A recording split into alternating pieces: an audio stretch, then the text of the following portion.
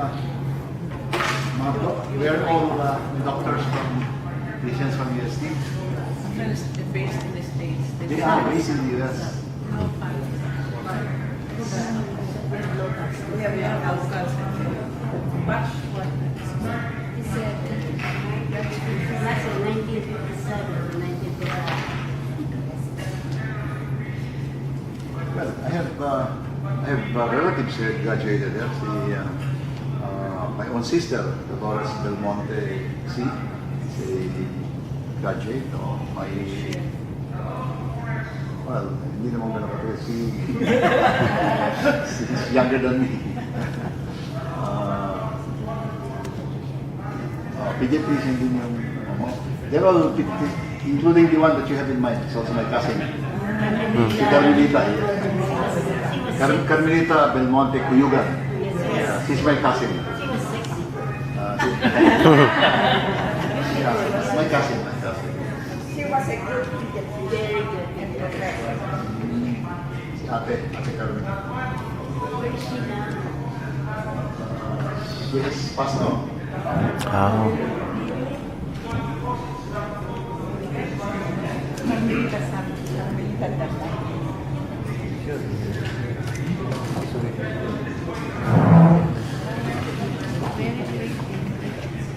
First of all, let me just say thank you for your visit to the House of Representatives. And we're very pleased. Sino mo pang napan dito? Mga tiga-US?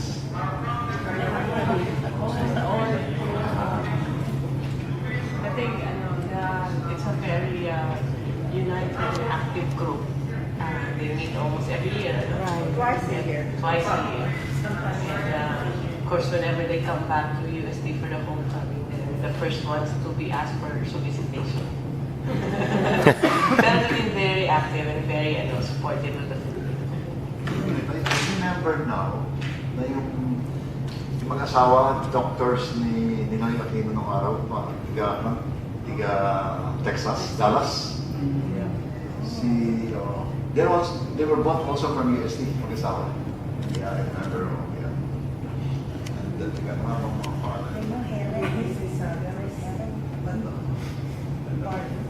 Solis dito. Solis. Dalawang mag-asawa, Solis. Solis. When you know you had a heart operation in the United States, it was a doctor from UST who operated Solis dito. Yeah. And his wife also was a very well-known doctor in the Dallas area. And of course, I think the most successful Filipinos are actually doctors, physicians sa US. So, lahat kayo milyonaryo. Pagandahan ng bahay.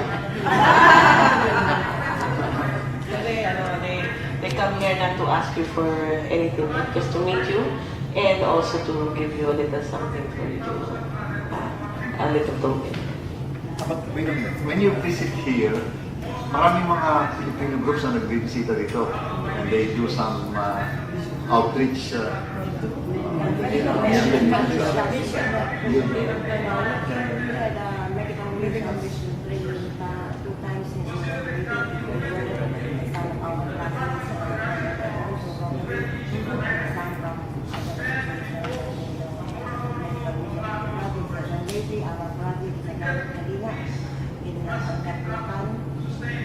We visited the area yesterday and happy with the results we hope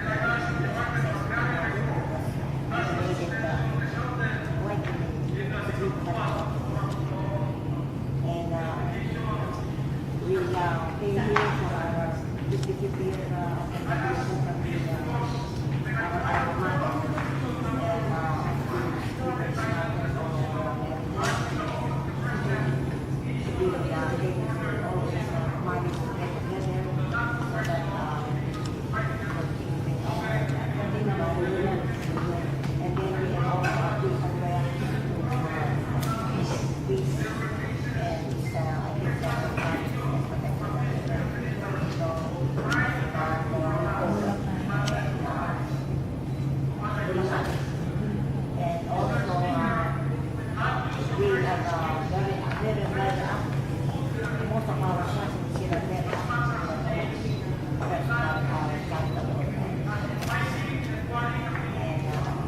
we always manage as part of our topic we get together once a year. So that we will always remember one another. And now we are in the status of Huwag niyo sabihin na. but we will always remember all of us and then our memories of our so we have something here for you and I would like our Dr. Santos to read your scripture here. Tell me, since you come from different parts of the U.S., how do you get together? In the U.S. itself, you get together there? O dito lang, when you are all here? Just like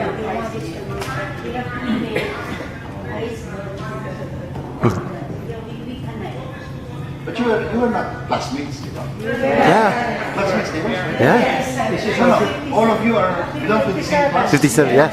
Oh, wow. Okay, galing.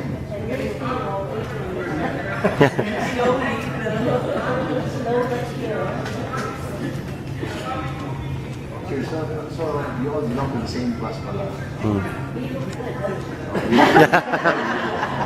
Galing. You're able to... You want me to read this now? Okay. No. Dated January 24, 2012. Honorable Speaker Feliciano Belmonte Sr. Jr. I'm sorry. Honorable Speaker Feliciano Belmonte Jr. On behalf of USA Medical School Class of 1857, we sincerely appreciate your allowing us to attend the session of Congress. Democracy in action is what you, the Congress, the President, and the Philippine government represent. God bless.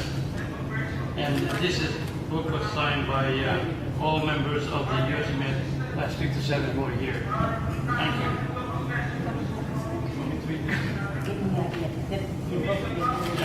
The title of the book is Chambers Book of Speeches for the Forward by James Nye. And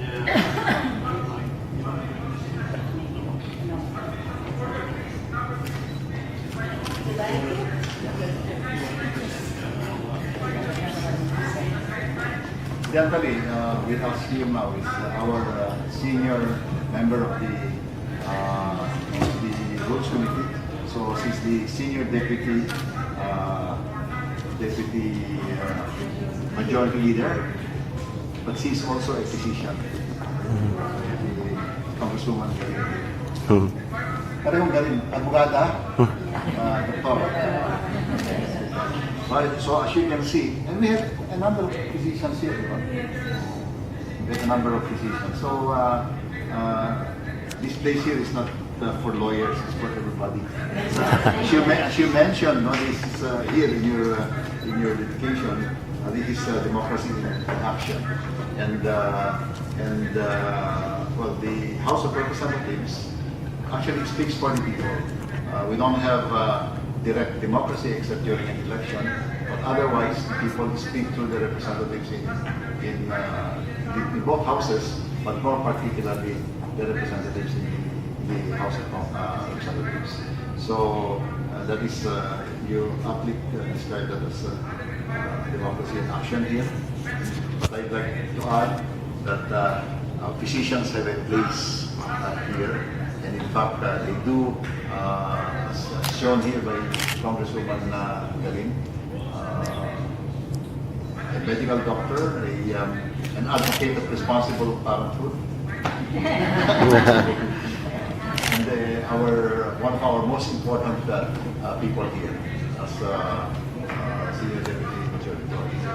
So anyway, thank you very much for this book, and more for the fact that all of you came here and visited this Congress.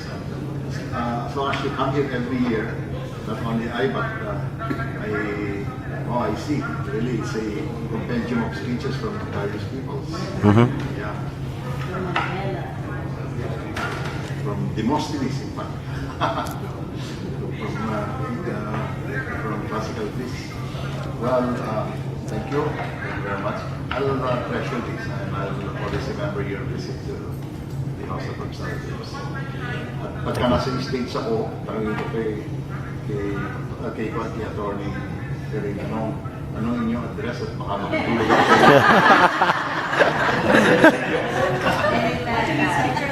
All the states. And they've been doing regular medical missions here on various provinces. And they've also been doing Wells, I think it's encourage the building of wells, because during the floods, I think during the floods or catastrophe, people will not have clean water to use. And I think if you encourage digging wells for the people so that if there's catastrophe or this floods, they will have clean water during lessons and incidents of infection because of the contaminated water. the district has been a regular beneficiary of all their Clean water, housing now. Those are very important investments in your own people. The clean sewer system and that, those are the basic needs. Ganda rito. Thank you. We are trying to research what we would be looking for. Che Guevara, nandito rin. This guy just died, incidentally. Si President Václav Havel of Czechoslovakia. Ah. Just died a few days ago.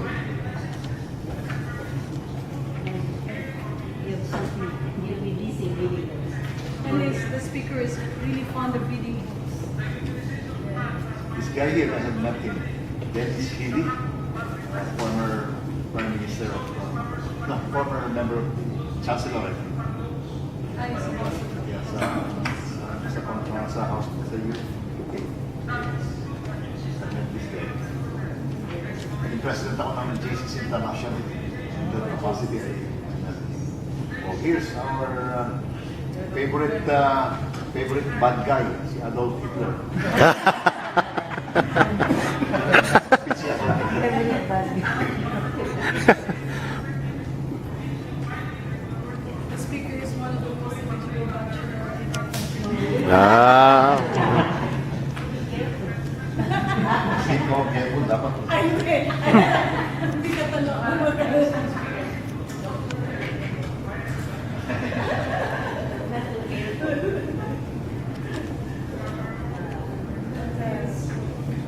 Thank you very much. Here's another one.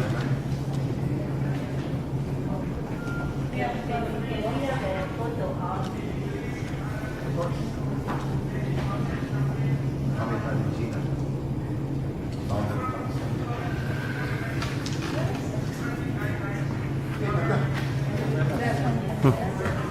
Yeah, right.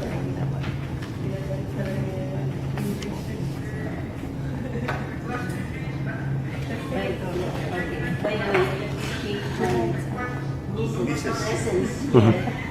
They were nice enough to see to it that we will be satisfied and very glad for this memorable event. And because we did not want to be like forgotten, okay? Special attention. I said we have served humanity for 55 years with dedication. 5 years. 55, and we're still working and we're still functioning in some places, okay?